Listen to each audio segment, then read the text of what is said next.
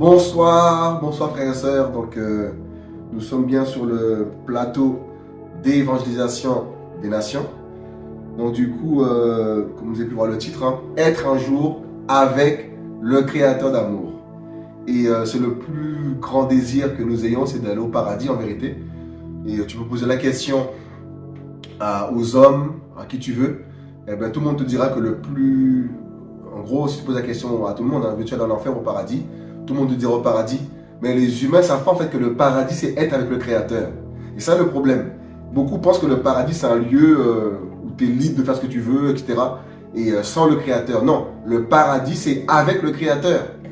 Et ce message, c'est pour aussi ceux qui nous suivront et qui ne connaissent pas encore Jésus, voilà, le Créateur.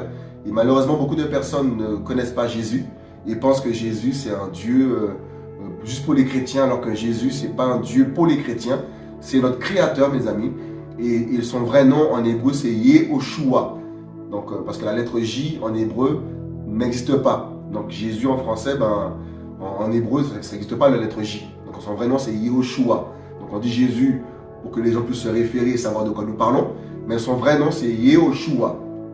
Et Yeshua veut dire Yahvé est salut. Et qui est Yahvé? C'est le Dieu de Moïse, le Dieu d'Abraham, d'Isaac et de Jacob. C'est le Dieu de la Bible. Et c'est surtout le Dieu qui a créé les cieux et la terre. Car la Bible dit dans Genèse 1, au commencement, Dieu créa les cieux et la terre. Et le nom véritable de Dieu, c'est Elohim. Voilà, tout simplement. Elohim, il faut bien référer. Elohim est notre créateur, Yahvé, Elohim. Voilà. Et ce Elohim s'est manifesté en Yeshua. Donc il s'est fait homme pour nous sauver, afin que nous soyons de nouveau réconciliés avec lui. Et la Bible nous dit que Jésus-Christ est venu pour nous réconcilier, voilà, avec le Créateur, parce que à cause du péché d'Adam et Ève, il y a eu séparation entre Dieu et les hommes. Voilà pourquoi aujourd'hui, il y a toutes sortes de chaos dans le monde, parce qu'il y a une séparation entre le Créateur et les hommes. Et les hommes n'ont plus l'image du Créateur, qui est synonyme de quoi? D'amour, d'amour du prochain, de pardon, de fidélité, de justice, voilà, d'honnêteté, de sincérité. Il y a toutes ces vertus parce que le Créateur, il est amour. Et lorsqu'on voit la terre, lorsqu'on voit le monde, hommes, femmes, frères et sœurs, c'est un Dieu d'amour qui a fait le monde. Oh oui, il est amour et il t'aime. Et qu'est-ce qu'il veut? C'est que tous les humains soient sauvés. Il appelle tous les hommes à la repentance. Donc quand on entend des enseignements où des chrétiens prêchent que ça s'arrête de prêcher l'évangile parce qu'il ne va pas les sauver, il a changé seulement tel peuple. Mon ami, c'est faux. La Bible dit quoi? Dans Jean 3,16, Dieu a tant aimé le monde qu'il a donné son Fils unique afin que quiconque croit en lui ne périsse point. Donc quiconque, vous voyez, ne périsse point, mais qu'il ait la vie éternelle. Dieu a tant aimé le monde, voilà, qu'il a donné son Fils unique, voilà, afin que quiconque croit en lui ne périsse point, mais qu'il ait la vie éternelle. Alléluia. Donc en fait, le Créateur veut que tous les hommes héritent du paradis. Voyez? Et comment le savons-nous? Il est amour. Voyez? Donc il n'a pas réservé son salut seulement pour toi qui entends. Parce qu'il y a des chrétiens qui vont croire que moi je suis sauvé, c'est bon, je ne parle plus aux autres. Tu dois parler aux autres du Seigneur. Ta vie doit être un témoignage pour les autres. Tu comprends? Pourquoi? Parce que le Seigneur veut sauver l'homme du péché. Il veut sauver l'homme de ce monde de corruption pour qu'il ait la vie éternelle. Tu vois? Et notre plus grand désir à nous humains, c'est d'être un jour au paradis. Qui ne rêve pas du paradis? Un endroit où tout est beau, un endroit où tout sent bon, un endroit où il n'y a plus la mort, un endroit où il n'y a plus de guerre, un endroit où il n'y a plus de crise, un endroit où il n'y a plus de chaos, de divorce, de mal, quoique au paradis, il n'y aura plus de rapports intimes, de rapports sexuels, parce que nous serons comme des anges. Donc nous n'aurons plus d'appareil pour se reproduire, mes amis. Nous aurons un corps incorruptible, on aura un corps parfait. Donc toi qui entends ce message ce soir, qui a l'arthrose, qui a la calvitie, qui a les cheveux blancs, qui a je ne sais pas qu'est-ce que tu as, etc. Laisse-moi te dire qu'au paradis, il n'y aura plus d'infirmité. Nous serons tous beaux, tous jeunes, éternels, parfaits. On va jouer, s'amuser. Mon ami, alléluia. Waouh! Quelle promesse de Jésus, frères et sœurs, hommes, femmes. Il y a une promesse. Et cette promesse, c'est dans la Bible. Le Seigneur nous le promet dans la Bible. Tu vois?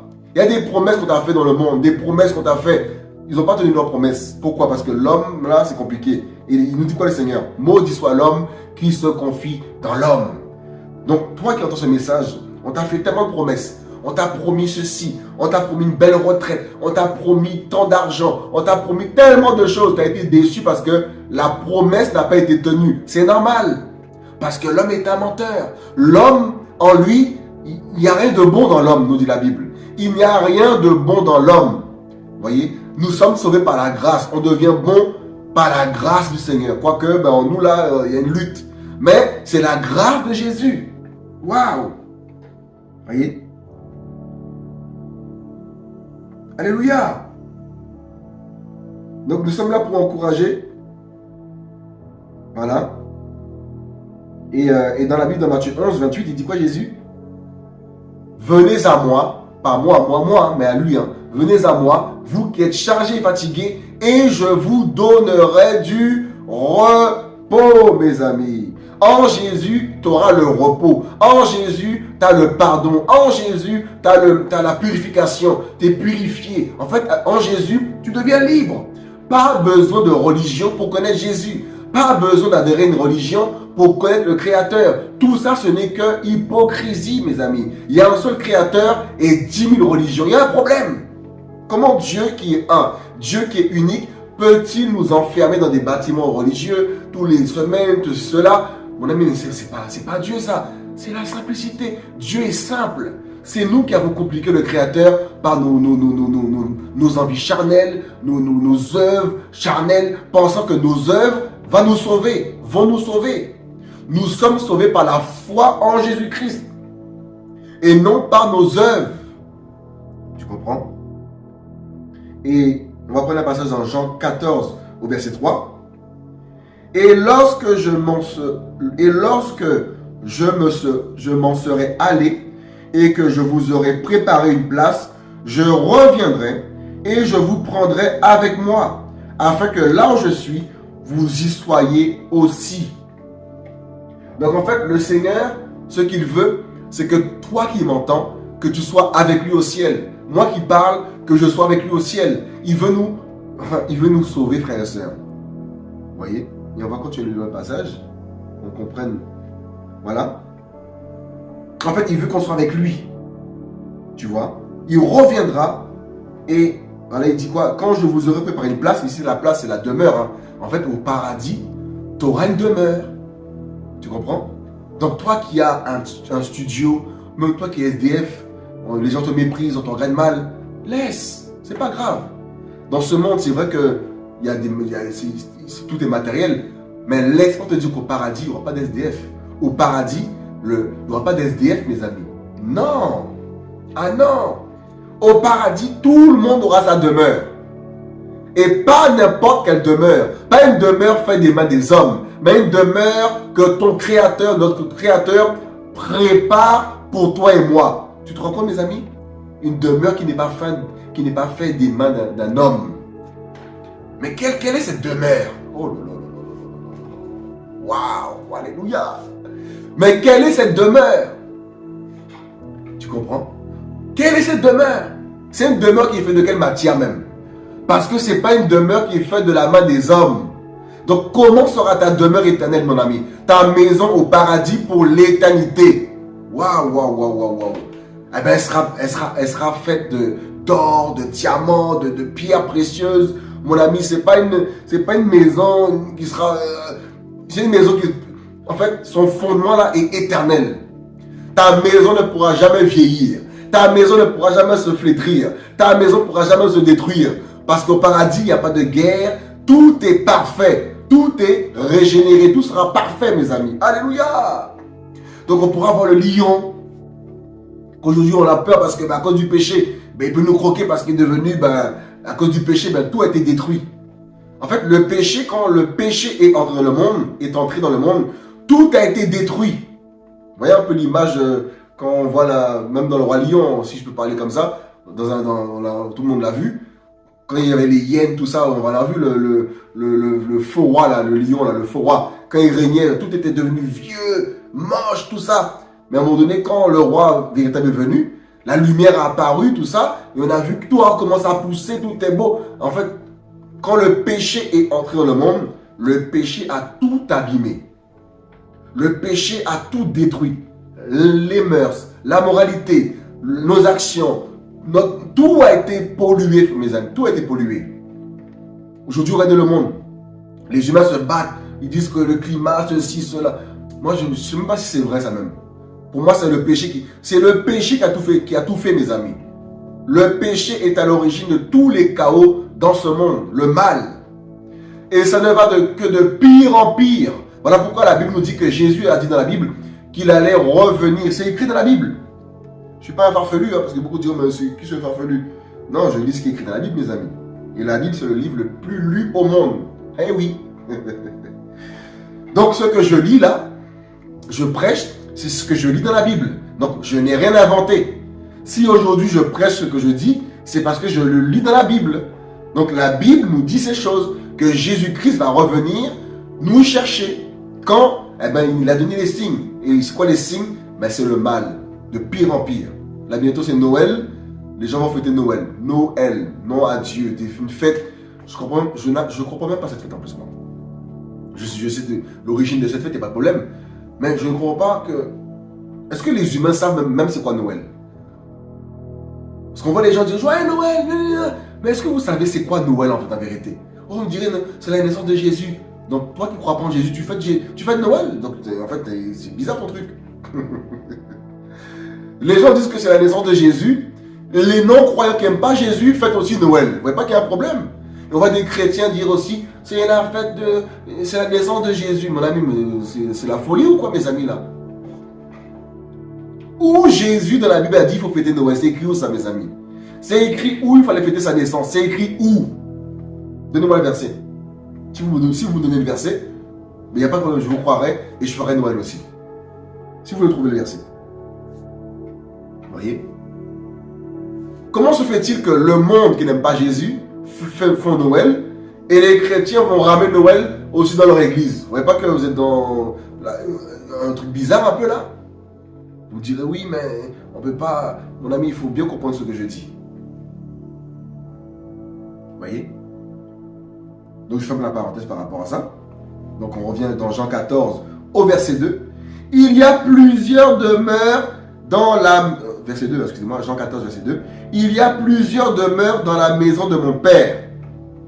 Donc là, c'est Jésus qui parle, disant qu'il y a plusieurs demeures dans la maison de son Père. Donc on peut croire par là qu'il y a deux personnes. En gros, il y a Jésus et il y a le Père.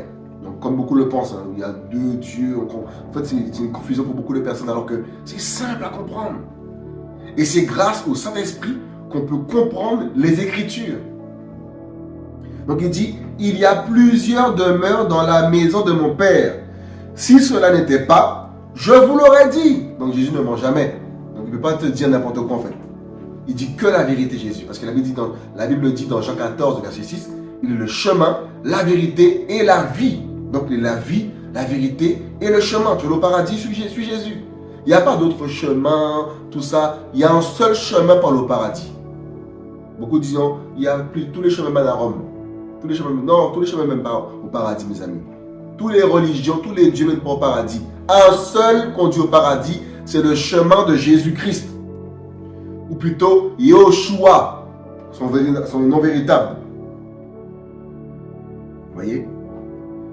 Et lorsque je m'en serai allé, en gros il dit par là lorsqu'il partira, et que je vous aurai préparé une place, je reviendrai. Donc en fait il va bientôt revenir. Vous voyez? Et dernièrement mes frères ont partagé sur la fin des temps. Je devais participer à l'émission mais je n'ai pas pu. Joanne et Eric ont partagé cela sur la chaîne Cœur de Chair. Donc ils ont parlé de ça. En fait, le Seigneur, le Créateur va bientôt revenir. Voilà pourquoi, Père, je me repens de mes péchés. On doit se repentir de nos péchés. Chaque jour, frères et sœurs, ne pas se dire, je suis sauvé, c'est réglé. Non, c'est tous les jours, Il y a un travail de sanctification, d'obéissance à la parole du Seigneur, de se remettre en question, de s'examiner. C'est vraiment important, frères et sœurs, pour être sauvé. Et lorsque je m'en serai allé et que je vous aurai préparé une place, je reviendrai et je vous prendrai avec moi, afin que là où je suis, vous y soyez aussi. Frères et sœurs, le Seigneur veut que tu partes. Le Seigneur veut que nous participions à sa gloire éternelle, le royaume des cieux. Et pour aller au paradis, il faut la sanctification, il ne faut pas vivre dans le mensonge, dans l'hypocrisie, il faut être dans la vérité, l'honnêteté, ne pas faire du mal aux gens. Et ceux qui ont fait du mal aux gens volontairement, il faut réparer. Tu ne peux pas te dire non, c'est entre Dieu et moi, lui, tant pis pour lui. Mon ami, il faut réparer. Parce que beaucoup de chrétiens détruisent les gens, font du mal aux gens, volontairement, et pensent qu'ils vont aller au paradis comme ça. Mon ami, je vous dis la vérité, c'est grave. Beaucoup vont rater le ciel à cause de ça. Je vous dis la vérité. Ils ont menti sur les gens, ils ont fait des faux témoignages sur les gens, et ils pensent qu'ils auront avec le Créateur, on va se retrouver là-bas. Vous connaissez comme ça? Il faut réparer. Il faut la repentance pour le paradis, mes amis. Ah oui, voilà pourquoi dans l'enseignement que j'ai fait par rapport à l'autonomie, je disais qu'il y a une soeur qui m'a téléphoné qui a dit en gros, elle avait pleuré parce que j'avais refusé de prendre une lettre qu'elle voulait me donner. Je refusais de prendre la lettre, etc. Et en gros, ça l'avait blessé. Et on a discuté. J'ai dit, oh là là, pardon. J'ai demandé pardon. Parce que nous, on peut croire que nous, tout ce qu'on fait, c'est bon, c'est bon, c'est bon. Parfois, on peut blesser les gens et on ne se rend pas compte. Et quand les gens viennent te dire que tu l'as blessé, ne dis pas, oh, vas-y. Non, cherche à comprendre ce que la personne elle a vécu, mes amis. Cherchons à comprendre ce que la personne a dans son cœur, qui lui fait mal. Elle m'a télé, je lui dis, elle a laissé un commentaire, je lui dis, contactez-nous. Elle nous a contacté par mail, elle m'a appelé, j'ai parlé avec elle, j'ai demandé pardon, frère et sœur. Je ne vais pas chercher à... Non, mais tu sais... Non, frère, la soeur me dit que je lui ai fait mal. Elle m'a raconté qu'est-ce que je lui ai fait. J'ai pas pris la lettre qu'elle voulait me donner, etc. Et j'ai dit, pardonne-moi, parce qu'elle me disait c'est comme si, en fait, je ne voulais pas écouter les plus petits, etc. J'ai dit, oh là là, parce que parfois, on peut faire des choses et on ne se rend pas compte. Donc, en gros, quand elle m'a dit ça, j'ai dit, oh là là, pardonne-moi, etc. Terminé, je m'arrête là. Tu vois? J'ai fini avec cette histoire. J'ai dit, pardonne-moi, elle a accepté le pardon, et terminé. Vous voyez? Il ne sert à rien des fois de s'enfermer. Oh, non, mon ami, c'est pas ça le chrétien. Donc quand la trompette va sonner, frères et sœurs, beaucoup vont rater le paradis, rater le ciel, à cause de quoi? De ça. Ils ont refusé de pardonner ou de demander pardon à quelqu'un. Ils vont rater le paradis. Vous voyez? Comme le mensonge, comme beaucoup de chrétiens aujourd'hui mentent, comme pas possible, vous allez rater le ciel avec vos mensonges. Vous voyez, que vous avez diffusé il n'y a pas longtemps sur les réseaux, vous mentez comme pas possible, vous des chrétiens, je rouvre une parenthèse encore en même temps, vous allez rater le ciel si vous ne vous repentez pas publiquement. Vous allez rater le paradis, mes amis. Ah oui, mes amis, le mensonge ne rentre pas au paradis, le mensonge ne rentre pas au ciel. Tu peux lever la main au ciel, oh Jésus, pleurer. Mon ami, il faut régler, sinon pas de paradis. Voilà le message, mes amis, pas de paradis. Vous faites des faux témoignages, vous ne repentez pas de paradis. Comment on peut se retrouver au ciel? Oh, mon ami, c'est pas possible ça, c'est impossible. L'injustice et la justice du Seigneur ne peuvent pas cohabiter ensemble, c'est pas possible, mes amis. Vous voyez, frères et sœurs? Alléluia. Vous voyez? Tu as commis l'adultère, tu ne l'as pas dit à ta femme ou à ton mari. Tu penses que tu es au paradis comme ça, tu as demandé pardon au Seigneur dans le cachette? Il faut avouer. Vous voyez, frères et sœurs? Comment tu vas aller au paradis comme ça, mais tu ne peux pas aller au paradis comme ça? Vous voyez, frères et sœurs? Tu vois? Tu as volé quelqu'un. Ça fait des semaines que la personne elle dit qu'elle a perdu un truc et c'est toi qui l'as volé. Tu dois restituer, demander pardon. Mais la honte va faire quoi? Voilà le problème, la honte. Beaucoup ont honte. Beaucoup ont honte de restituer. Beaucoup ont honte. Voilà comment beaucoup vont rater le ciel. Beaucoup ne seront pas avec le papa d'amour. Beaucoup ne seront pas avec le créateur d'amour. Beaucoup pensent que pour aller au paradis, il faut être dans une église pendant toute la... C'est pas ça, mes amis, qui va nous emmener au ciel. Beaucoup pensent parce qu'on n'est pas... Je ferme la parenthèse. Je parle pour nous généralement, les chrétiens en général. Beaucoup de chrétiens pensent que pour aller au paradis, il faut adhérer à une église, faire partie d'une église locale pour pouvoir être sauvé. Mon ami, c'est écrit où c'est écrit dans la Bible ça? Lorsque Philippe a baptisé l'énuque éthiopien, où l'énuque éthiopien est parti avec Philippe dans une église quelque part s'enfermer? C'est écrit où? Donnez-moi le verset. Vous voyez? Aujourd'hui, beaucoup de chrétiens vont prêcher la parole, évangéliser, pour ramener les gens dans leur système, dans leurs églises. Et c'est pas ça le message de l'évangile, frères et sœurs. On doit prêcher la parole du Seigneur pour que les gens aillent au paradis, pour que les gens rencontrent Jésus, que les gens deviennent autonomes avec Jésus au temps marqué. Parce qu'il y a un temps où la parole est donnée, comme dit la parole, pour le perfectionnement en vue du ministère et de l'édification du corps. Donc il y a un temps bien sûr marqué où quelqu'un va recevoir l'enseignement, etc. parmi les frères et sœurs, mais il y a un temps où le Seigneur dira, va, je te mets à part. Et quand le Seigneur met à part la personne, il faut arrêter de vouloir la contrôler parce qu'elle doit aller au ciel. Vous voyez? Et ne pas être là où le Seigneur veut que nous soyons peut nous détruire, peut détruire une vie. Vous voyez, frères et sœurs? Vous voyez? Être avec le Pape, notre créateur d'amour pour toujours. Eh bien, il y a un prix à payer. Et le prix à payer, c'est quoi? Eh bien, c'est suivre Jésus. Suivre sa parole, son évangile, suivre sa voix. Qu'est-ce qu'il te demande? Qu'est-ce qu'il te dit? Vous voyez, frères et sœurs? Alléluia. Et le Seigneur nous dit, on va bientôt finir, on va pas être long. Voilà. Il nous dit, et lorsque je m'en serai allé et que je vous aurai préparé une place, je reviendrai. Donc Jésus doit revenir. Vous croyez que le Seigneur va laisser la terre se détruire comme ça jusqu'à quand une bombe va péter, nucléaire, tout ça? Non, aucun nucléaire ne va détruire le monde. Comme disait mon frère Joël, aucune météorite non plus. Aucune météorite ne va détruire la terre. Aucun tsunami va remplir la terre d'eau, on va tous mourir. C'est faux ça, mes amis. La Bible dit que Jésus-Christ doit revenir. C'est écrit dans 1 Thessaloniciens 4, verset 13.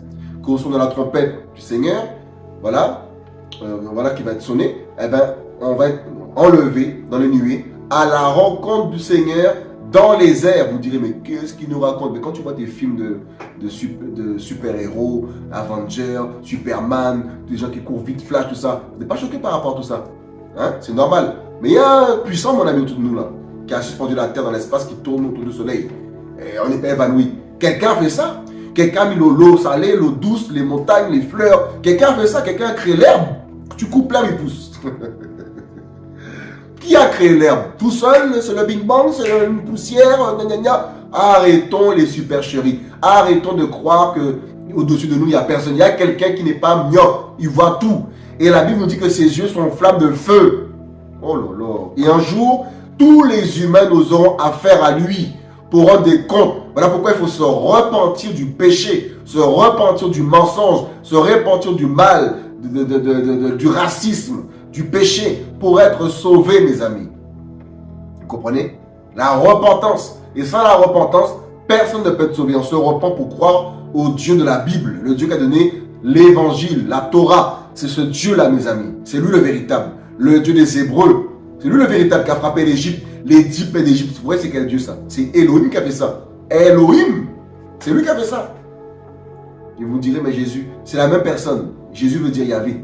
Yahvé, c'est qui? C'est Elohim. C'est la même personne. Dieu est un. Il n'y a pas 3 dieux, 3 trônes. Dieu est un.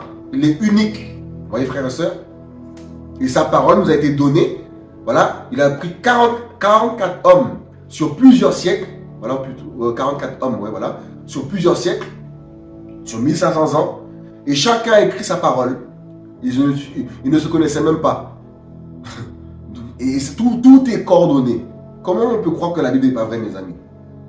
C'est le livre le plus lu du monde, le plus acheté du monde, c'est la Bible. Et d'ailleurs, ça devrait être gratuit en plus.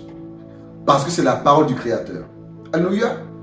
Donc, pour être sauvé, être avec le Créateur, il faut croire en Jésus-Christ de Nazareth. Et il nous prépare une demeure, une maison, frères et sœurs, faite d'or, une maison qui est magnifique. Tu vois?